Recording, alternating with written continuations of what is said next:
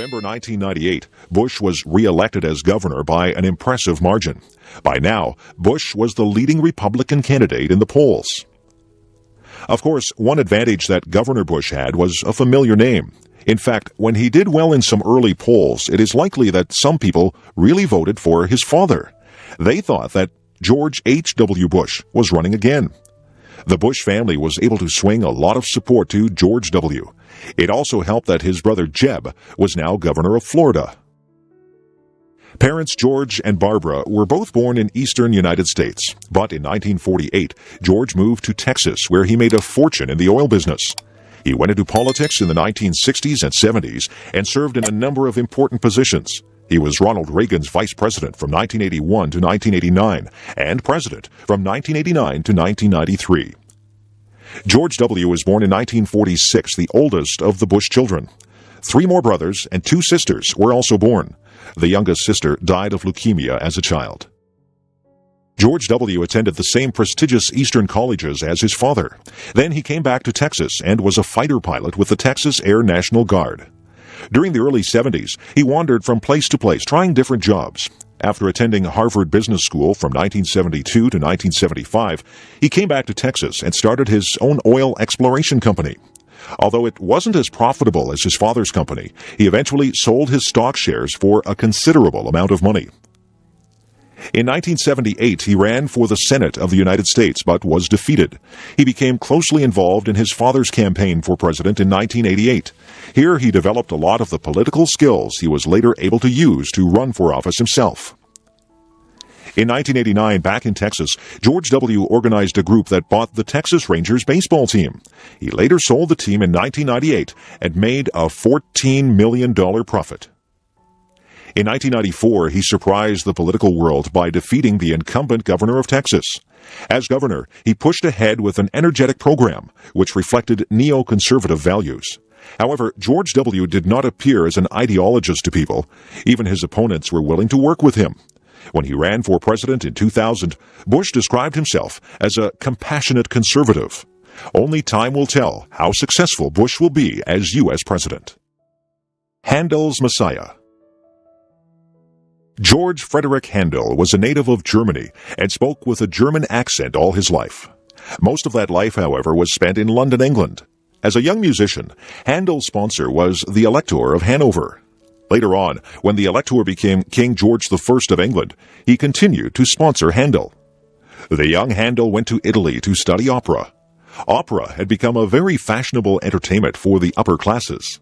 Handel traveled to England in 1711 and made an immediate success with his operas. Queen Anne granted him a royal pension for life in 1713. Because of this initial success, Handel tried to start a permanent opera company in London, but this failed, and Handel lost money. Since operas used full stage settings with costumes, scenery, and props, they were expensive to produce. Handel decided to produce oratorios in which the parts were simply sung without actions. On August 22, 1741, Handel began to work on his oratorio, The Messiah. The text was made up of passages from the Bible relating to the birth, life, and death of Jesus. Handel worked on it feverishly, missing meals and going without sleep. He finished it 24 days later. When he was asked how he felt on completing it, Handel said, "I thought I saw all heaven before me and the great God himself." In the fall of 1741, Handel received an invitation from the Lord Lieutenant of Ireland to present operas and concerts there. Handel traveled from London to Dublin with his entire luggage and many of his singers. However, in order to rehearse on the way, he had to hire local people to fill in. Once, the composer soundly criticized one local singer who failed to meet his standards. Handel was warmly received in Dublin, where his concerts were sold out. Even his rehearsals were considered newsworthy by the local papers. The Messiah was first publicly performed on April 13, 1742. 700 people squeezed into a 600-seat theater to hear it. A notice had requested that ladies attend in hoopless skirts and that gentlemen come without their swords. A Dublin paper reported, "Words are wanting to express the exquisite delight it afforded to the admiring crowded audience." All proceeds were donated to charity, as the church choirs had refused to participate except on those conditions. Handel returned to London in August 1742 and prepared the oratorio for the London stage. The Messiah made its London debut on March 23, 1743, with King George II in the audience. It was during the Hallelujah chorus that the king jumped to his feet and so initiated a tradition that has lasted ever since. With such oratories, Handel was able to re-establish his popularity and restore his finances in London. The Messiah continued to be performed. After conducting it on April 6, 1759, the old composer collapsed and had to be carried home. He died 8 days later. The Messiah remains Handel's most popular work, combining wonderful music with inspiring religious sentiments. The biblical text speaks of hope and salvation, and the music allows the text to soar into angelic songs. Ireland. Ireland is an island in the Atlantic Ocean, just west of Britain. For much of its history, it has been an advantage to Ireland to be far from the mainland. The Romans or the other early empires never conquered Ireland. It was the remoteness of Ireland that helped preserve much of Christian and classical culture. After the fall of the Roman Empire, wandering tribes destroyed much of what remained on the continent. Finally, it was Ireland's turn to be invaded. First, the Norsemen, or Vikings, attacked during the 800s and 900s. Then, in the 1100s, the English invaded Ireland. Since that time, there has always been an English presence in Ireland. The conflict between the English and the Irish grew worse in the 1500s. Then the English became Protestant, and the Irish remained Catholic. In the 1600s, Oliver Cromwell tried to make Ireland Protestant by driving out the Catholics and bringing in Protestant settlers. In the centuries following, Irish Catholics had very few rights in their own country.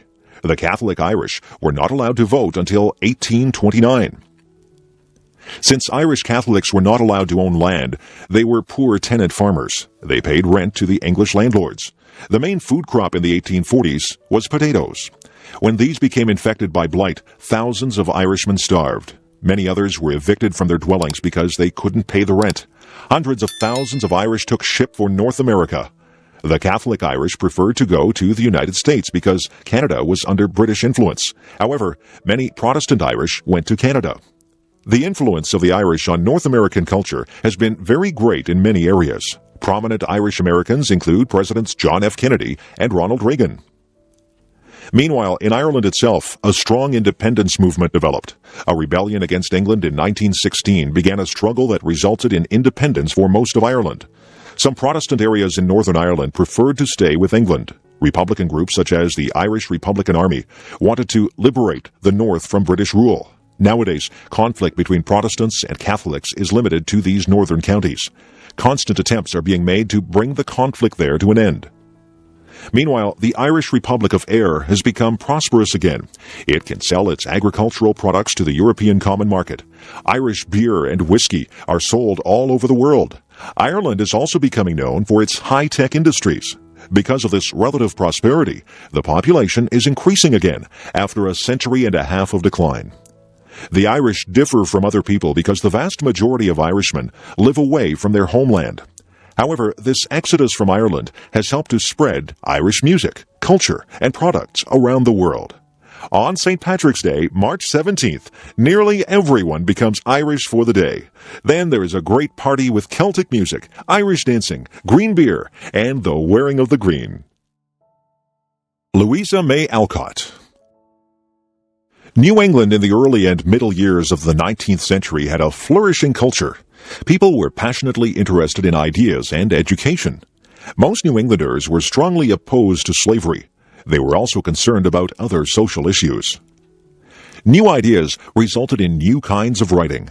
These ideas included the importance of doing what seemed right for them, no matter how different it was from what other people thought. People also believed that nature gave them guidance in our lives, and that it was important to live close to nature. These and other ideas were expressed through teaching and writing. Bronson Alcott was one of those who looked at the world in a new way. He looked for work as a teacher so that he could pass on his ideas to others. However, very few parents wanted Mr. Alcott to teach their children, and very few people were interested in hearing his speeches or reading his books. As a result, the Alcott family was very poor. Fortunately for Bronson, he married a very capable and energetic woman.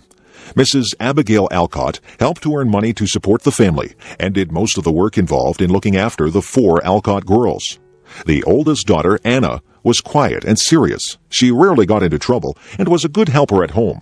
The second daughter was Louisa May Alcott, who became a writer. She was adventurous and cared very little for rules.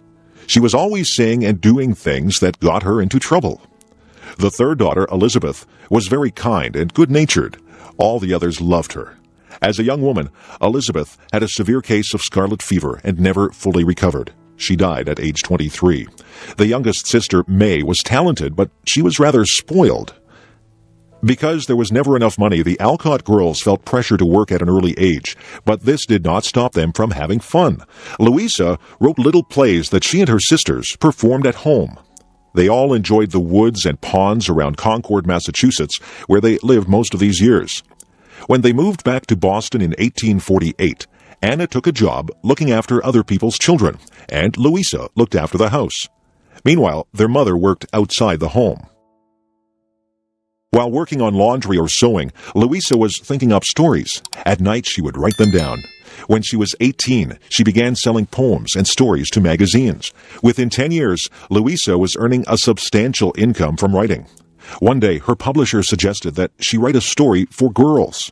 At first, Louisa didn't like the suggestion, but when she started to write, the ideas came rapidly. Her book was based on her own family and her own childhood. Little Women was published in 1868 and was an immediate success. The March family was very much like the Alcotts. Mrs. Alcott resembles Marmee. Meg is like Anna, and Jo is like Louisa herself. Beth is based on Elizabeth, and Amy on May Alcott. Many of the situations in the book happened to the Alcott family. Nonetheless, many characters and incidents were invented. Little Women and its sequel opened up a new kind of writing for children. While these books did have a moral, they were more lively and interesting than earlier children's writing. Little Women inspired many writers later to write more realistic accounts of childhood. Niagara-on-the-Lake. Niagara-on-the-Lake is a little town at the mouth of the Niagara River. It is only 12 miles north of Niagara Falls. It used to be true that very few tourists would bother to travel from the falls down to Niagara-on-the-Lake. Nowadays, however, the little town itself is a major tourist attraction. The town has a remarkable history. The area played an important role in both the American Revolutionary War and the War of 1812. As a result, the little town has 2 forts, Fort George and Fort Mississauga. When Fort George was reconstructed for the public in the 1930s, Niagara-on-the-Lake got its first big tourist attraction.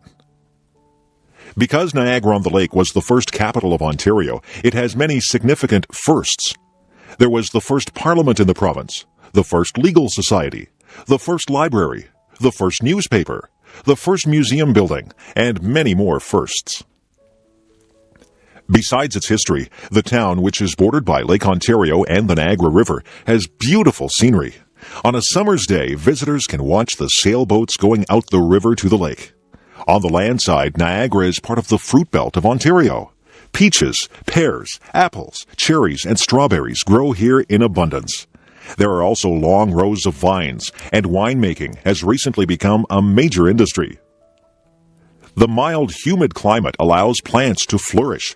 The trees, especially the oaks, grow to remarkable heights. Flowering trees and shrubs perfume the air in the spring. Gardens are often spectacular for much of the year. Because of this, Niagara-on-the-Lake attracts many painters and photographers. Many of the private homes also have a long history, and great care is taken to keep them looking their best. The biggest single attraction is the Shaw Festival Theatre. The festival was founded in 1962 by a group of Shaw enthusiasts. Early productions were often held in the historic courthouse on the main street, and plays still take place there.